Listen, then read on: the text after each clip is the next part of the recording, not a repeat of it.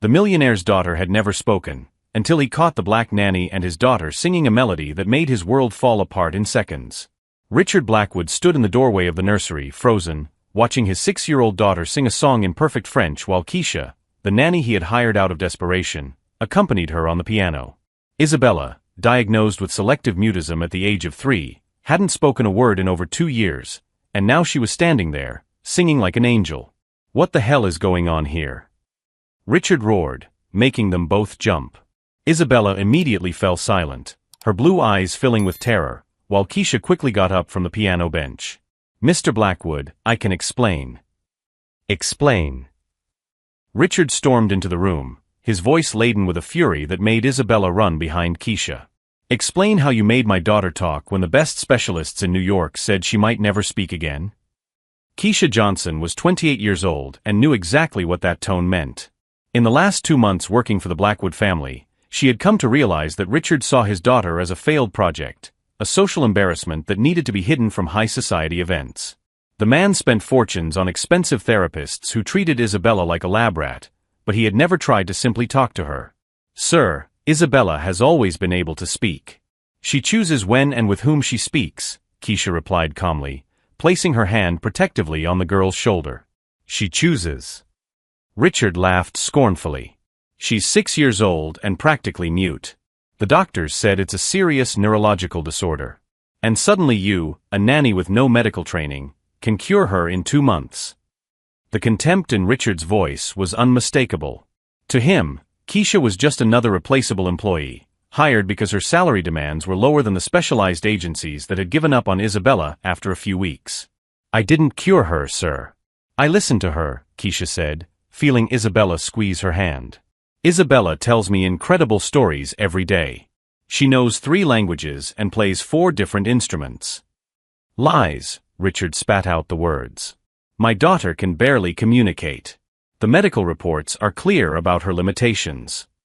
Then Isabella did something neither adult expected. She stepped out from behind Keisha, looked directly at her father, and said in a clear, mature voice, "Daddy, I talk.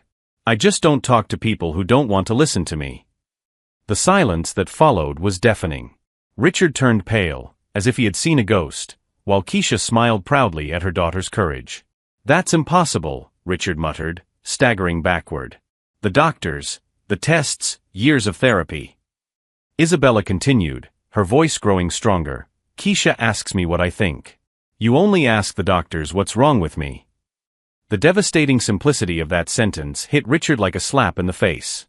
He looked at his daughter, really looked at her, and for the first time saw not a broken child, but an intelligent, self-aware girl who had been silenced by a world that preferred to label her rather than understand her. But Richard Blackwood was not the kind of man who admitted he was wrong. Especially not in front of an employee he considered inferior. His expression hardened again. "Keisha, you're fired. I want you out of my house right now." "No." Isabella screamed, clinging to Keisha's dress. "She can't leave. She's the only one who understands me." Richard completely ignored his daughter's despair. "You've manipulated my daughter somehow. I don't know what tricks you've used, but that's enough for today." Keisha remained calm, even as she watched Isabella begin to cry silently. There was something in the nanny's determined gaze that made Richard hesitate for a second, as if she knew something he didn't. "As you wish, Mr. Blackwood," Keisha said softly. "But before I go, Isabella has something to show you. Something that might change your perspective on your own daughter." If you're enjoying this story about how prejudice can blind even a father to his own daughter's potential, don't forget to subscribe to the channel, because what Keisha was about to reveal about Isabella would not only change the life of that family, but prove that sometimes the greatest treasures are hidden right under our noses. "You have 15 minutes to gather your things and get off my property," Richard declared, pulling his cell phone from his pocket. "And if you try to contact my daughter again, I'll call my lawyers." Keisha watched the man dial a number, probably for the private security agency that looked after the mansion. Richard Blackwood was exactly the kind of person she had learned to recognize after years of working for Manhattan's elite families, rich enough to buy anything except the ability to see his own daughter as a complete human being. "Mr. Blackwood," Keisha said calmly, even though she could see Isabella still clinging to her dress, "can I at least explain what I've discovered about Isabella over the last 2 months?"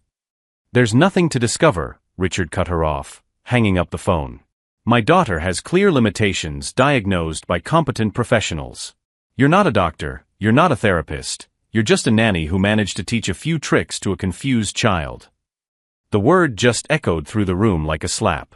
Keisha Johnson had graduated from Columbia University with honors in child psychology, spoke 4 languages fluently, and had specializations in cognitive development and childhood trauma.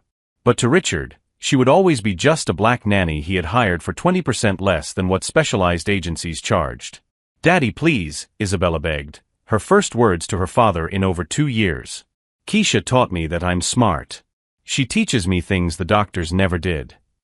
Richard didn't even look at his daughter. His eyes remained fixed on Keisha with a coldness she knew all too well, the look of someone accustomed to discarding people like disposable objects. "Isabella, go to your room. The new nanny will arrive tomorrow morning," he ordered, as if he were talking to a disobedient dog. "I don't want a new nanny." Isabella screamed, clutching Keisha's dress even tighter. "I want Keisha. She doesn't treat me like I'm broken." It was then that Richard did something that shocked even Keisha, who was accustomed to the disguised cruelty of high society. He picked Isabella up with excessive force, completely ignoring her screams and pleas, and handed her to Carmen, the housekeeper who had appeared at the door. "Carmen, take Isabella to her room and lock the door. She doesn't come out until I've sorted this out," he said, as if giving instructions about the trash. "Keisha!" Isabella yelled as she was dragged out of the room, her tears echoing down the hallway. "Don't leave me. Please don't leave me." The sound of Isabella's bedroom door locking cut through the air like a gunshot. Keisha stood motionless, processing the utter coldness of this man who had just traumatized his own daughter to maintain his convenient version of reality. "Now," Richard turned to Keisha with a smile that didn't reach his eyes, "you have 10 minutes. If you don't leave voluntarily, I'll call security." Keisha Johnson had grown up in Brooklyn, the daughter of a cleaning lady and a bus driver. She knew intimately the feeling of being underestimated, dismissed, and treated as inferior by people who confused money with intelligence. But she had also learned something that Richard Blackwood had yet to discover: the most dangerous people are those you completely underestimate. "Mr. Blackwood," she said, keeping her voice even as she gathered her purse, "can I ask you a simple question?" Richard glanced at the gold Rolex on his wrist with theatrical impatience. "Quick. Do you really believe your daughter is incapable, or are you afraid to find out that she's smarter than you think?" The question hit Richard like a punch in the stomach. He took a step toward Keisha, his fists clenched. "How dare you question my ability as a father? I've spent a fortune on experts, therapies, treatments. I've done everything for my daughter." "Everything except listen to her," Keisha replied softly. "Isabella doesn't need more therapists, sir. She needs a father who believes in her." Richard laughed scornfully. "Parenting advice from a babysitter in her 20s, who doesn't even have children. What a joke." Keisha opened her purse and took out a small digital recorder. "Mr. Blackwood, over the past 2 months, Isabella has told me many things. Stories about how she feels when the doctors talk about her as if she isn't there. How sad she gets when you cancel dinner parties because you're ashamed to take her out. How she pretended she couldn't walk properly during a doctor's appointment because she realized that the more limited she appeared, the more attention she got." Richard's face gradually paled as Keisha spoke. "Your daughter is not mute, Mr. Blackwood. She is a brilliant child who has learned that silence is the only way to get affection in a home where being different is treated like a disease." Richard violently snatched the tape recorder from Keisha's hands. "You weren't allowed to record anything in this house. This is invasion of privacy." "Isabella gave me permission," Keisha replied calmly. "She wanted someone to finally hear her voice. And there are many more recordings, sir. 2 hours of conversations where your daughter demonstrates an advanced vocabulary, knowledge of classical music, and an emotional understanding that would impress any psychologist." Reality began to form in Richard's eyes like a distant storm. For the first time, he understood that he had completely underestimated not only his daughter, but also the woman standing in front of him. "What do you want?" he asked, his voice hoarse. Keisha smiled for the first time since Richard had entered the room. It wasn't a smile of victory, but something much more dangerous, the expression of someone who possesses information that can destroy carefully constructed worlds. "I want you to stop treating your daughter like a failed project and start seeing her as the extraordinary child she has always been. But more than that, she paused, pulling another recorder from her sleeve. I want you to understand that some people you consider just employees know exactly how to document inconvenient truths. From the hallway, Isabella could still be heard crying in her locked bedroom, calling Keisha's name.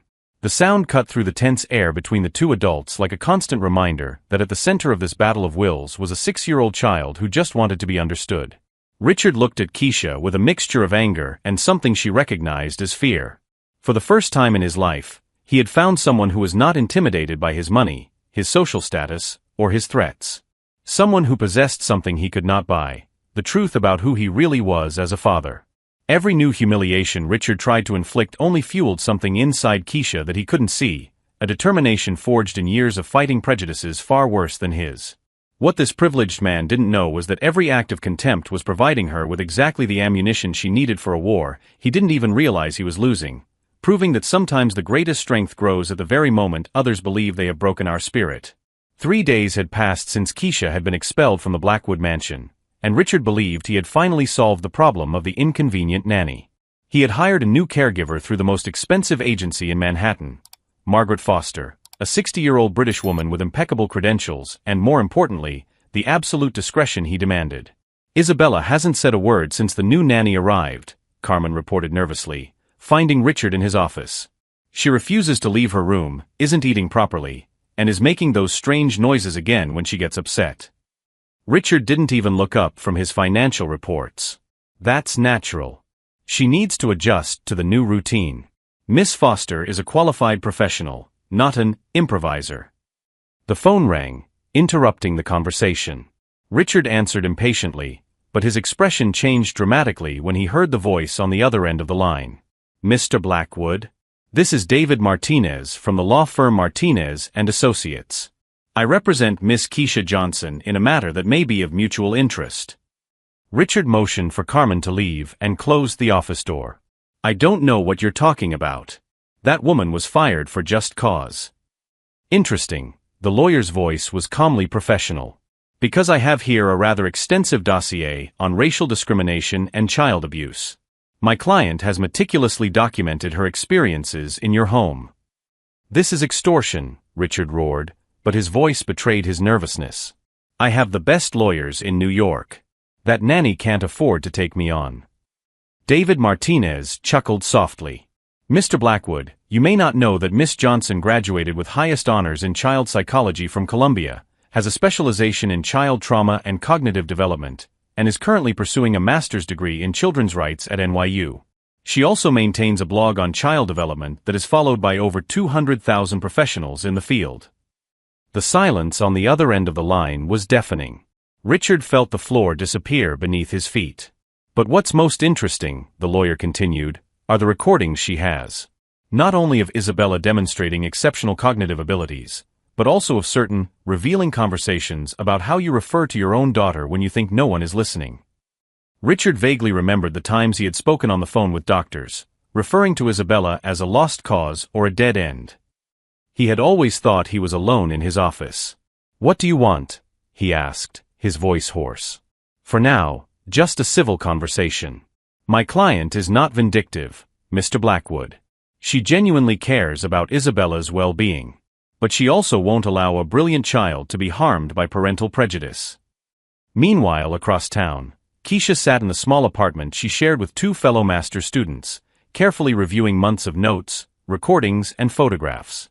Every interaction with Isabella had been documented not out of malice, but out of an academic habit of recording exceptional child development. Dr. Sarah Chun, Keisha's mentor and professor of child psychology at Columbia, analyzed the recordings with a look of growing outrage. Keisha, this is extraordinary. Isabella not only demonstrates superior intelligence, but has developed sophisticated coping mechanisms to deal with systematic emotional neglect. This child is protecting her own mental health through selective mutism. I know, Keisha replied calmly. And her father thinks he's healing Isabella with therapists who treat her like she's mentally disabled. He's causing irreversible psychological damage. Dr. Chun picked up one of the recordings where Isabella sang an entire opera in Italian. With your permission, I'd like to present this case at next week's Child Development Conference. It's a perfect example of how family biases can mask giftedness. Not yet, Keisha said, carefully putting the files away. First, Richard Blackwood needs to understand that his daughter is not a problem to be hidden away. She is a gift that he is wasting. Back at the mansion, Margaret Foster tried unsuccessfully to get Isabella to eat something during dinner. The girl remained silent, pushing her food around her plate with a distant expression. She used to be like this before the other nanny arrived, Richard explained coldly to the new employee. This is her normal behavior. Don't be fooled by theatrical tricks. Margaret, an experienced professional, watched Isabella with growing concern. In 40 years of caring for children, she had never seen a girl so clearly traumatized being treated with such indifference by her own father. Mr. Blackwood, she said cautiously, perhaps the child would benefit from a more personalized approach. She obviously possesses above-average intelligence. Isabella has clear limitations diagnosed by experts, Richard cut her off. Don't encourage fantasies. That's exactly what the previous nanny did, filling her head with impossibilities. That night, after Richard retired to his office, Margaret tried a different approach. She sat down next to Isabella and whispered, "I know you can hear me, sweetheart. You don't have to talk if you don't want to, but I would really like to get to know you better." Isabella looked up for the first time in 3 days. Slowly, she wrote something on a napkin and handed it to Margaret. "Is Keisha coming back?" It read in surprisingly mature handwriting. Margaret looked at the girl, seeing for the first time not a troubled child, but a desperately lonely little girl. "I don't know, sweetheart. But I do know that you are much more special than anyone in this house realizes." Isabella smiled sadly and wrote another sentence. Keisha knew that. As Margaret tried to process the emotional complexity of this 6-year-old, her phone vibrated with a message from an unknown number. "Hello, Margaret. I'm Keisha Johnson, Isabella's previous nanny. I know you're a serious professional and that you must be noticing strange things in the family dynamic. If you want to talk about what's really going on in this house, please reach out to me. Isabella needs our help." Margaret looked at Isabella, who had fallen asleep on the couch still clutching the napkin with her questions about Keisha. For the first time in her career, an experienced professional found herself questioning whether being in a home was more harmful than beneficial to a child. Across town, Keisha was finishing organizing what she had begun to call Project Isabella, a complete documentation that would prove not only the girl's genius, but the systematic neglect she suffered. David Martinez had made it clear that they had a solid legal case, but Keisha wanted something more satisfying than a court victory. She wanted Richard Blackwood to publicly acknowledge the extraordinary daughter he had ignored for years, because some men only learn when they lose everything they thought they had. And Richard was about to discover that he had underestimated not just a competent nanny, but a woman who would turn every act of contempt into fuel for a justice that would completely reshape Isabella's future, proving that sometimes the best revenge is simply to reveal the truth that people try so desperately to hide. A week later, Richard Blackwood woke up to a series of notifications on his cell phone that made his blood run cold. The first was an email from the New York Department of Children's Services requesting an urgent family welfare assessment for the Blackwood home. The second was a missed call from his personal lawyer. The third was a message that would change his life forever. "Mr. Blackwood, press conference today at 3 p.m. at Columbia University's Children's Rights Center. Your presence is recommended. K.J." Richard rushed to his office and immediately called David Martinez. "What the hell is going on? Why does social services want to evaluate my home?" "Mr. Blackwood," his lawyer's voice was tense, "you need to come to my office right now. We have a much more serious situation than we thought."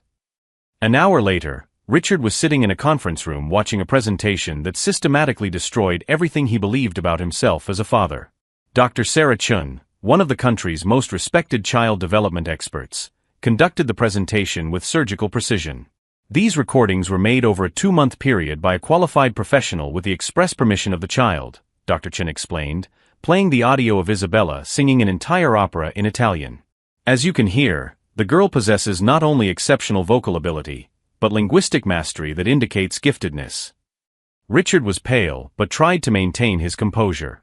"These recordings were made without my permission. They're illegal." David Martinez shook his head gravely. "Actually, they're not.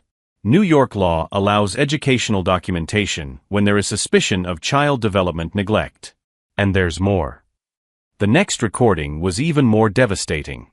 Isabella's voice, clear and articulate, explaining to Keisha, "Daddy always tells the doctors that I don't understand things. He talks about me as if I'm not there. Yesterday he said on the phone that I'm a non-returnable investment, and that maybe he should send me to a special boarding school." Richard felt his world collapse. He vaguely remembered that phone call, thinking he was alone in his office. "There are 17 hours of similar material," Dr. Chun continued relentlessly. "Isabella consistently demonstrates superior intelligence, emotional stability when treated appropriately, and a painful understanding of how she is perceived by her father." But the worst was yet to come. The projector screen showed a series of medical reports from the last 3 years, all signed by Richard, all downplaying or distorting Isabella's actual abilities. "Most disturbing," Dr. Chun said, "is the correspondence we discovered between Mr. Blackwood and Isabella's therapists. Emails where he explicitly asks them to maintain diagnoses that justify her social disability," his exact words. Richard tried to stand, but David held him back by the arm. "Sit down and listen. It's not over yet." Keisha Johnson entered the room, carrying a bulging folder. She showed no anger or vindictive satisfaction, just the quiet determination of someone who had meticulously documented an injustice. "Mr. Blackwood," she said calmly, "for 2 months, Isabella told me about how she pretended to have greater difficulties than she actually did because she realized that the more limited she seemed, the more attention she got from her father. A 6-year-old child manipulating adults to get basic affection." Richard finally exploded. "You manipulated my daughter. You taught her to lie, to pretend she has abilities she doesn't have." "Actually," Dr. Chen interrupted, "the neurological tests we've done over the past few weeks confirm that Isabella has never had any cognitive limitations. The selective mutism was a response to systematic emotional neglect." Keisha opened the folder, revealing hundreds of drawings, musical compositions, and even short poems that Isabella had created during those 2 months. "Isabella didn't need to be cured, Mr. Blackwood. She needed to be seen." "But the doctors," Richard stammered. "The doctors responded to your expectations," David Martinez explained coldly. "When an influential and wealthy parent repeatedly insists that their daughter has limitations, professionals tend to find evidence that confirms that narrative. Especially when that parent pays very well for convenient diagnoses." The final blow came when Dr. Chun played the most recent recording, made just 3 days earlier, with Isabella conversing fluently with Margaret Foster about philosophy and advanced mathematics. "What amazes me most," Isabella's voice echoed through the room, "is how Dad never realized that I always knew he was ashamed of me. I just pretended to be more limited because it seemed like the only way he would pay attention to me." Richard collapsed into his chair, all his arrogance evaporated. I just wanted to protect her. I wanted her to be normal, happy." "You wanted her to fit into your version of normal," Keisha corrected gently. "And when she didn't, you'd rather believe she was broken than accept that maybe your definition of normal was too limited." David Martinez placed a document in front of Richard. "The Department of Children's Services is considering a supervised joint custody plan. Isabella will continue to live with you, but with mandatory psychological counseling, not for her, for you. And there's more," Dr. Chen added. "Isabella will be integrated into a program for gifted children at Columbia, where her abilities will be properly stimulated. Miss Johnson will be her official educational tutor." Richard looked at Keisha with a mixture of anger and something that looked like despair. "What do you want from me?" "I want you to be the father Isabella deserves," Keisha replied simply. "I want you to see your daughter as the extraordinary child she has always been. And I want you to understand that some of the people you consider just employees may see treasures that you yourself have overlooked." "Today's press conference," David informed him, "will present Isabella's case as a groundbreaking study of how family biases can mask giftedness. Miss Johnson will be recognized as an associate researcher at Columbia." Richard finally understood the full extent of his defeat. Not only had he lost credibility as a father, but the simple nanny he had despised was about to be celebrated nationally as the person who saved a gifted child from years of intellectual neglect. "Does Isabella know all this?" he asked, his voice breaking. Keisha smiled for the first time. "Isabella helped plan everything. She really wants her dad to learn to see her for who she is. She told me, 'Keisha, Daddy isn't bad, he just forgot how to look at me without being afraid.'" The forgiveness implicit in those words from a 6-year-old was more devastating to Richard than any legal punishment could have been. He had been defeated not by anger or revenge, but by the wisdom and compassion of his own daughter, a girl whose genius he had systematically ignored because she didn't fit into his narrow mold of normality. As the adults finalized the legal details of that family revolution, one question hung in the air: was it possible to rebuild a father-daughter relationship when the father himself had discovered that he had spent years fighting ghosts he had created, while the real treasure was right in front of him, waiting patiently to be recognized for what she had always been, an extraordinary child disguised as a problem to be solved? 6 months later, Richard Blackwood sat in the front row of the Columbia University auditorium, watching his 6-year-old daughter receive a Medal of Honor for academic excellence. Isabella, now fluent in 5 languages and the composer of 3 original musical pieces, shone on stage like the child prodigy she had always been. "Daddy," she whispered as she stepped off the stage, "are you proud of me now?" Richard hugged his daughter, tears streaming down his face. "I've always been proud of you, princess. I just had to learn to see it." Keisha Johnson, now a nationally recognized doctoral candidate and child development consultant, watched from the audience alongside Dr. Sarah Chun. Her book, Invisible Children: How Prejudice Kills Potential, had become a bestseller. Richard approached her after the ceremony. "Keisha, I'm sorry. You don't need to apologize," she interrupted gently. "You need to keep being the father Isabella always knew you could be." Margaret Foster, who had become a key ally in the family's transformation, smiled as she watched Isabella run through the garden with other gifted children. Keisha's true revenge was not to destroy Richard Blackwood, but to transform him into the father Isabella deserved. She proved that sometimes the greatest victory is not defeating our enemies, but saving them from themselves.